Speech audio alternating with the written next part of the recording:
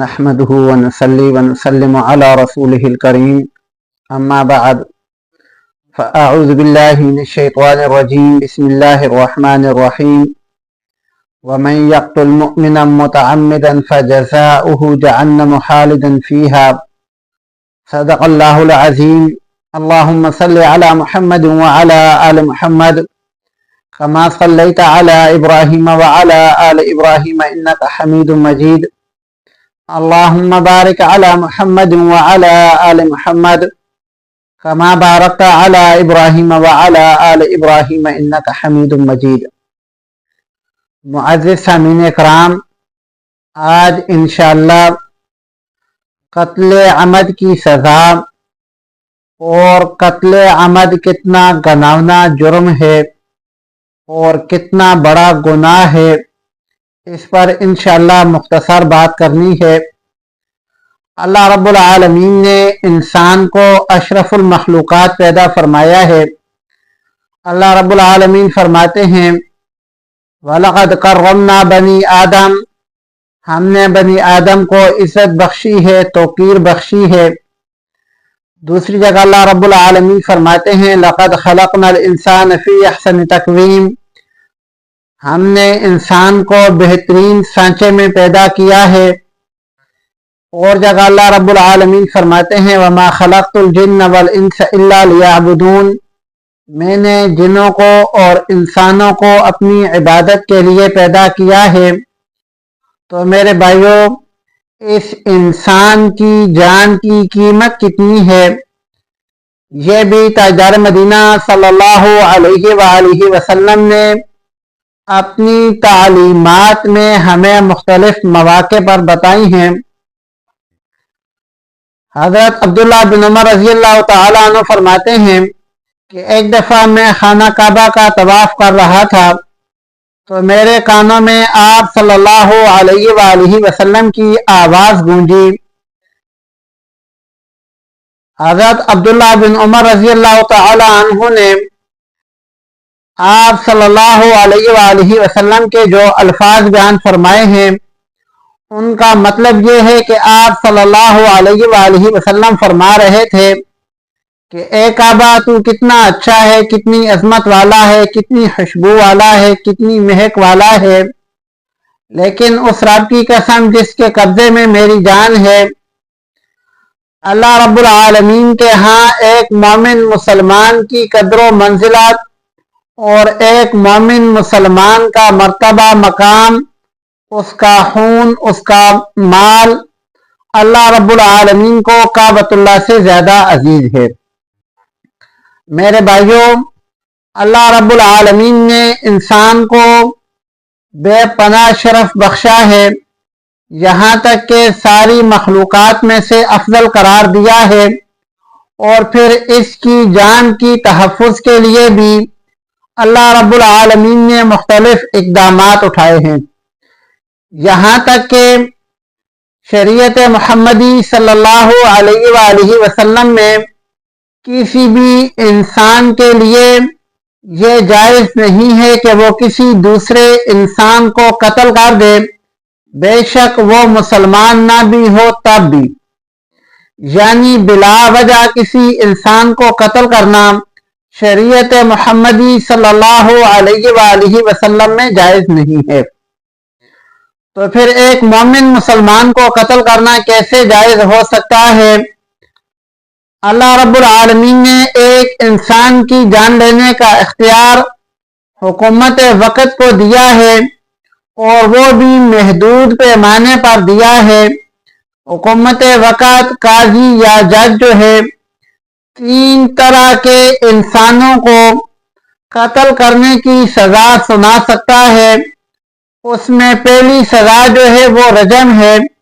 یعنی جب شادی شدہ مرد اور عورت زنا کرتے ہیں تو ان کو اللہ رب العالمین کی طرف سے یہ سزا مقرر کی گئی ہے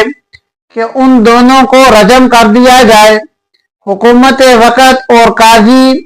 ان دونوں کو سزائے موت رجم کی صورت میں سنا سکتے ہیں۔ حکومت وقت اور قاضی کو دوسرا انسان جس کو قتل کرنے کا اختیار ہے وہ ایسا قاتل ہے جس نے کسی انسان کو ناحق قتل کیا ہو تو جواباً قصاص میں اس کو قتل کرنے کے احکامات حکومت یا قاضی یا جج دے سکتا ہے۔ اور تیسرے نمبر پر اگر کسی انسان کو قتل کرنے کے احکامات حکومت یا قاضی عدالت یا جج دے سکتا ہے تو وہ ایسا انسان ہے جو مرتد ہو گیا ہو، جس نے دین اسلام قبول کیا اپنی خوشی سے اور پھر دین اسلام کو چھوڑ دیا ہو، مرتد ہو گیا ہو۔ ایسے انسان کے لیے فقہا نے ایک ترتیب رکھی ہے کہ اس کے بعد اس انسان کو قاضی وقت کے حکم پر قتل کیا جا سکتا ہے۔ اس کے علاوہ قاضی وقت یا حکومت جو ہے کسی بھی انسان کو صرف اس وجہ سے کہ ان کا ذاتی مفاد اس کے نہ ہونے میں ہے اس کو قتل نہیں کر سکتے، یا کوئی بھی حکومت کسی انسان کو محض اس بنیاد پر قتل نہیں کر سکتی کہ اس حکومت کو اس انسان سے خطرہ ہو۔ اللہ رب العالمین نے انسانیت کو اور انسانوں کو جو شرف بخشا ہے اس کا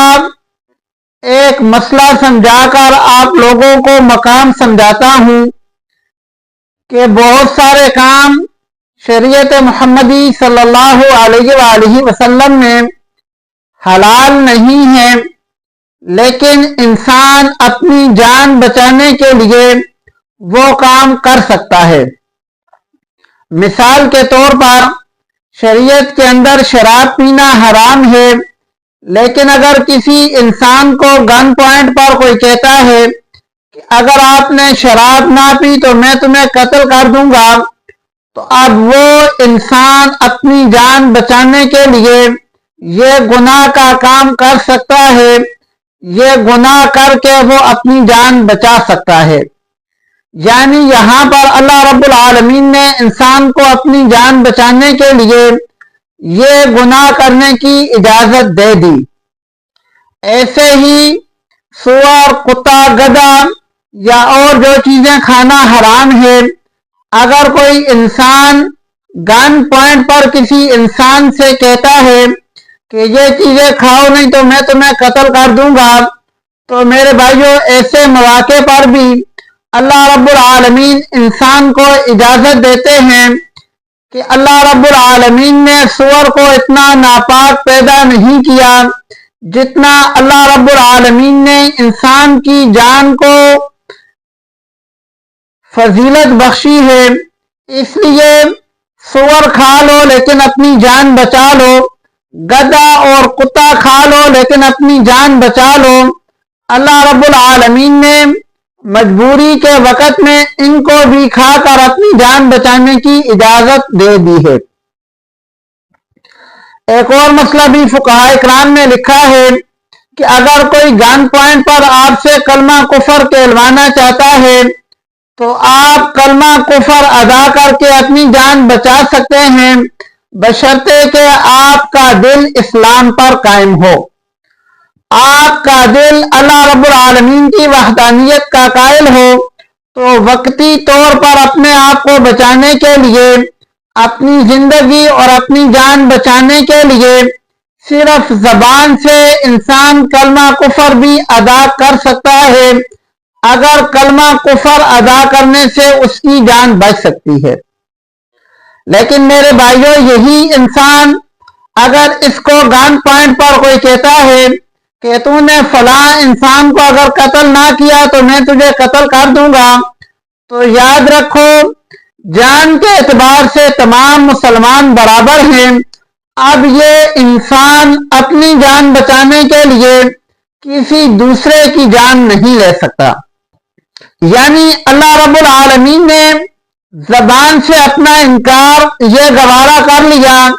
لیکن اللہ رب العالمین کو یہ گوارا نہیں کہ کوئی انسان دوسرے کی جان لے۔ اگر گن پوائنٹ پر کسی کو مارنے کی دھمکی دی جائے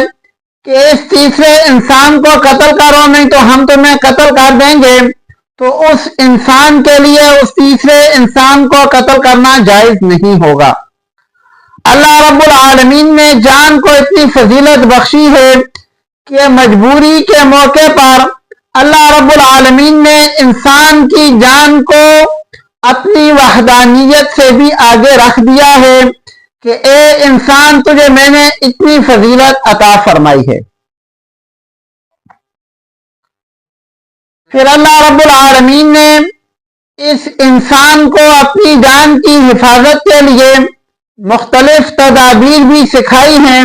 اللہ رب العالمین فرماتے ہیں کہ اگر کوئی انسان کسی کو ناحق قتل کر دے تو جواباً اس کو قتل کر دینا حکومت وقت کی طرف سے، یہ اللہ رب العالمین اس کو عین تدبیر بیان فرماتے ہیں۔ اللہ رب العالمین فرماتے ہیں وَلَكُمْ فِي الْقِصَاصِ حَيَاةٌ يَا أُولِي الْأَلْبَابِ کہ اے عقل والو، قصاص کے اندر دوسرے انسان کو قتل کرنا یہ اصل میں تمہاری حیات ہے، انسانیت کی حیات ہے، کسی قوم کی حیات ہے۔ تو قصاصاً انسان کو قتل کیا جا سکتا ہے تاکہ وہ انسان کوئی اور کسی دوسرے انسان کو قتل نہ کرے۔ اب سوال یہ اٹھتا ہے کہ اگر اللہ رب العالمین نے انسان کو اتنی فضیلت بخشی ہے تو پھر ایک انسان دوسرے انسان کو قتل کیوں کرتا ہے؟ میرے بھائیوں، اس کی 3 وجوہات ہیں۔ اگر ہم انسانی تاریخ پر نظر دوڑاتے ہیں تو ہمیں 3 وجہ ایسی نظر آتی ہیں کہ ان 3 وجہوں کی بنا پر ایک انسان دوسرے انسان کو قتل کرنے پر راضی ہو جاتا ہے۔ پہلی وجہ جس میں ایک انسان دوسرے انسان کو قتل کرنے پر راضی ہو جاتا ہے وہ طاقت کا اور حکومت کا نشہ ہے۔ جس انسان کو طاقت کا نشہ ہو، حکومت کا نشہ ہو، طاقت پر غرور ہو، ایسا انسان دوسرے انسان کو قتل کرنے سے گریز نہیں کرتا۔ دوسری چیز تعصب ہے۔ تعصب کی وجہ سے بھی ایک انسان دوسرے انسان کو قتل کرنے پر آمادہ ہو جاتا ہے۔ ایک انسان دوسرے انسان کو قومیت کی بنیاد پر قتل کرنے کے لیے بھی راضی ہو جاتا ہے، لسانیت کی بنیاد پر بھی قتل کرنے پہ راضی ہو جاتا ہے۔ اور تیسری چیز کہ ایک انسان دوسرے انسان کی زندگی کا پیسہ تب ہوتا ہے جب وہ گروپ بندی اور فرقہ واریت میں حد سے گزر جائے۔ فرقہ واریت اور گروپ بندی ایسی چیز ہے جو ایک انسان کو دوسرے انسان کو قتل کرنے پر رضامند کر دیتی ہے۔ اگر ہم انسانی تاریخ پر نظر دوڑائیں تو جتنی بھی لڑائیاں لڑی گئی ہیں، جتنے بھی انسان قتل ہوئے ہیں، ان میں سے اکثریت کے پیچھے یہی وجہ ہے۔ اللہ رب العالمین نے ایک انسان کا قتل بہت بڑا گناہ قرار دیا ہے اور اس کی سزا قرآن مجید میں بیان فرمائی ہے کہ جو انسان کسی انسان کو جان بوجھ کر قتل کرے گا فجزاؤہ جہنم، تو وہ ہمیشہ کے لیے دوزخ میں رہے گا۔ وغضب اللہ رب العالمین کا غصہ اور غضب اس پر ہوگا۔ ولعنہ، اور اللہ رب العالمین کی اس پر لعنت ہوگی، یعنی اللہ رب العالمین کی رحمت سے وہ دور ہوگا۔ اور چوتھا عذاب جو اس کو دیا جائے گا، دوسرے جہنمیوں کی نسبت اس کو عذاب زیادہ دیا جائے گا۔ یہ جو انسان کسی کو قتل کرتا ہے وہ اس کی آخرت کی سزا ہے۔ اور قرآن مجید میں اللہ رب العالمین نے تاجدار مدینہ صلی اللہ علیہ وآلہ وسلم کو حابیل اور قابیل کا قصہ وحی کر کے یہ فرمایا ہے وَاتْلُ عَلَيْهِمْ نَبَأَ ابْنَيْ آدَمَ بِالْحَقِّ کہ اے میرے پیغمبر صلی اللہ علیہ وآلہ وسلم اپنی امت کو حابیل اور قابیل کا قصہ ٹھیک ٹھیک پڑھ کر سنا دو۔ حابیل اور قابیل حضرت آدم علیہ السلام کی اولاد تھے۔ ایک نے دوسرے کو قتل کر دیا تھا۔ اللہ رب العالمین اس سارے واقعے کو بیان کرنے کے بعد فرماتے ہیں کہ اسی وجہ سے ہم نے یہ بات بنی اسرائیل کے لیے لکھ دی تھی کہ جس انسان نے ایک انسان کو قتل کیا گویا اس نے ساری انسانیت کو قتل کیا۔ وَمَنْ أَحْيَاهَا فَكَأَنَّمَا أَحْيَا النَّاسَ جَمِيعًا، اور جس نے ایک انسان کو زندگی بخشی گویا اس نے تمام انسانیت کو زندگی بخشی۔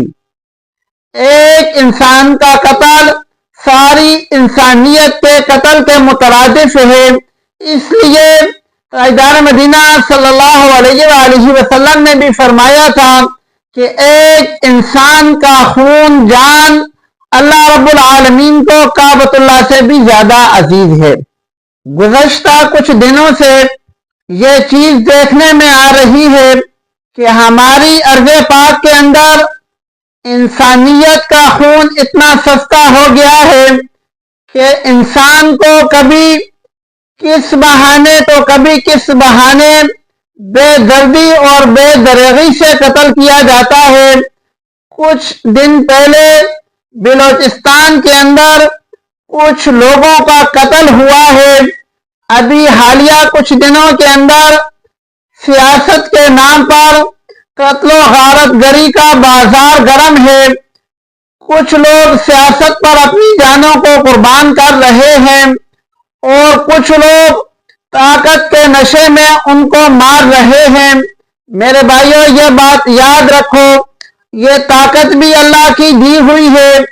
یہ حکومت بھی اللہ کی دی ہوئی ہے۔ اللہ رب العالمین قیامت والے دن اس چیز کے بارے میں سوال کریں گے، اور جو انسان اپنی جان گنوا رہا ہے وہ اگر اپنی جان گنوانے سے پہلے اتنی بات سوچ لے کہ اگر میں نے یہ کسی خاص پارٹی کے لیے، کسی خاص انسان کے لیے، کسی خاص گروپ کے لیے اپنی جان دے بھی دی تو کیا وہ گروپ میرے ماں باپ کا آسرا بنے گا؟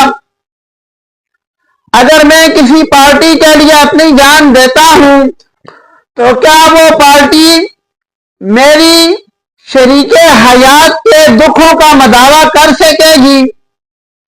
اگر میں کسی انسان کے لیے اپنی جان دیتا ہوں تو کیا وہ انسان میرے یتیم بچوں کا ایسے خیال رکھے گا جیسے وہ اپنے بچوں کا رکھتا ہے؟ تو میرے بھائیوں، اس کا جواب یقیناً نفی میں ہے۔ تو پھر اللہ رب العالمین نے جو فرمایا ہے وَمَا خَلَقْتُ الْجِنَّ وَالْإِنسَ إِلَّا لِيَعْبُدُونَ، کہ میں نے جنوں کو اور انسانوں کو اپنی عبادت کے لیے پیدا کیا ہے۔ اللہ رب العالمین نے انسان کو یہ جان اس لیے نہیں دی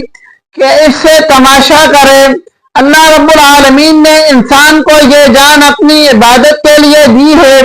اللہ رب العالمین نے یہ زندگی سیاست کرنے کے لیے نہیں دی، اللہ رب العالمین نے یہ زندگی اپنی عبادت کے لیے دی ہے۔ اللہ رب العالمین نے یہ سانسیں انسان کو کسی پر قربان کرنے کے لیے نہیں دی، اللہ رب العالمین نے انسان کو یہ سانسیں اپنے لیے دی ہیں۔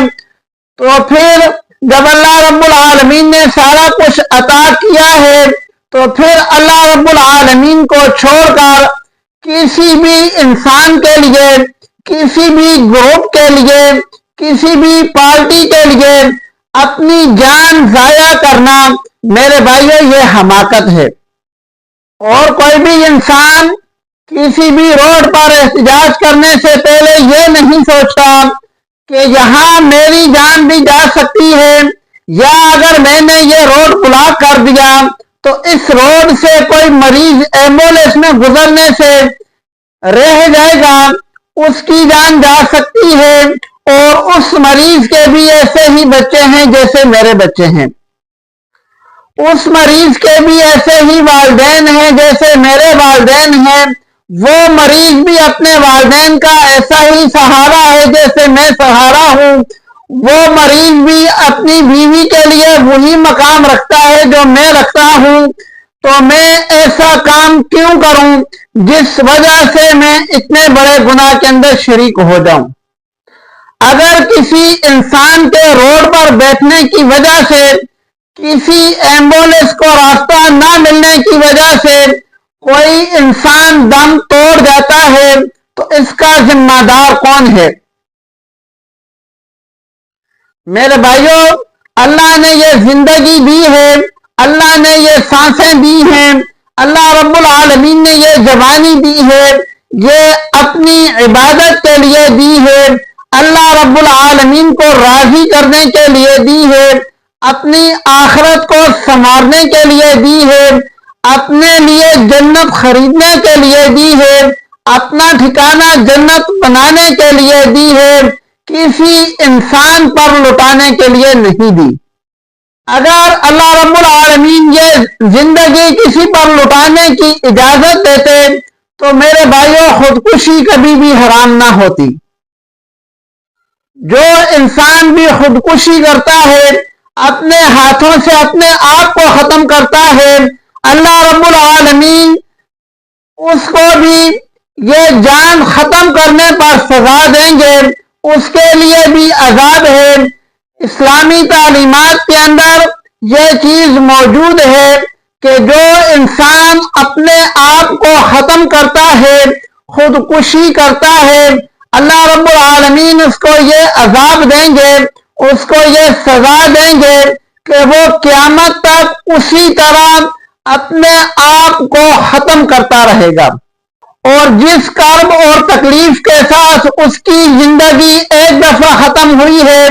یہ اس کی سزا ہے کہ اس کی زندگی روز اسی کرب اور تکلیف کے ساتھ ختم ہوگی۔ یہ اس لیے کہ اللہ نے یہ جان انسان کو اپنی سوچ کے مطابق اور یہ زندگی اپنی سوچ کے مطابق گزارنے کے لیے نہیں دی، بلکہ اپنی عبادت کے لیے دی ہے۔ تو جب انسان خود اپنی تکالیف سے تنگ آ کر اپنے آپ کو ختم نہیں کر سکتا تو میرے بھائیوں وہ اپنی جان کسی انسان کے لیے کیسے قربان کر سکتا ہے؟ اس انسان کو یہ اختیار کیسے حاصل ہوگا کہ وہ اپنے آپ کو کسی پارٹی کے لیے اپنی جان گنوا دے، کسی فرقے کے لیے اپنی جان گنوا دے، کسی مسلک کے لیے اپنی جان گنوا دے، یا کسی گروپ کے لیے اپنی جان گنوا دے، جب اپنے لیے اپنی جان لینے کا اختیار اللہ رب العالمین نے نہیں دیا تو کسی دوسرے پر یہ جان لٹانے کا اختیار اللہ رب العالمین کیسے دے سکتے ہیں؟ یہ جان اللہ رب العالمین کا بہت بڑا عطیہ ہے، اللہ رب العالمین کا بہت بڑا انعام ہے، اتنا بڑا انعام ہے، اتنا بڑا انعام ہے کہ میرے بھائیوں جنت کے اندر بھی اللہ رب العالمین نے یہ زندگی دوبارہ نہیں رکھی۔ احادیث مبارکہ کے اندر آتا ہے کہ قیامت والے دن جب جنتی جنت میں چلے جائیں گے تو شہید خواہش کرے گا کہ الہ العالمین تو نے مجھے دنیا میں زندگی دی تھی، تو جب میں شہید ہوا تو مجھے اس وقت اتنا لطف آیا، اتنا مزہ آیا، الہ العالمین میں چاہتا ہوں کہ میں دوبارہ وہ مزہ حاصل کروں، الہ العالمین مجھے پھر سے زندگی دے کہ میں تیرے راستے میں شہید ہو جاؤں۔ تو میرے بھائیوں یہ زندگی ایسی انمول چیز ہے کہ اللہ رب العالمین قیامت والے دن جنت میں بھی فرمائیں گے کہ اے میرے بندے زندگی وہ ایک ہی تھی جو ختم ہو گئی۔ تو جو نعمت قیامت کے دن اللہ رب العالمین شہید کو جنت میں بھی عطا نہیں فرمائیں گے، وہ نعمت اللہ رب العالمین نے ہم کو دی ہے اور ہم خواہ اس کو ضائع کرنے پر تلے ہوئے ہیں۔ اس لیے میرے بھائیوں اپنے آپ کو، اپنی زندگی کو، اپنی جانوں کو، اپنی سانسوں کو کسی مقصد میں لگاؤ، اپنے آپ کو کسی مقصد میں کھپاؤ، اپنی زندگی میں ایسا کام کرو کہ اللہ کی ذات راضی ہو جائے جس نے تمہیں یہ زندگی عطا فرمائی ہے کسی انسان کو راضی کرنے کے در پہ نہ ہو جاؤ۔ اللہ رب العالمین ہم سب کو اس بات کی سمجھ عطا فرمائے کہ یہ زندگی اللہ نے دی ہے تو اللہ کے حکم پر اور اللہ ہی کے لیے قربان کرنے والے ہم بن جائیں۔ اللہ رب العالمین ہم سب کو اس چیز کی سمجھ عطا فرمائے، آمین۔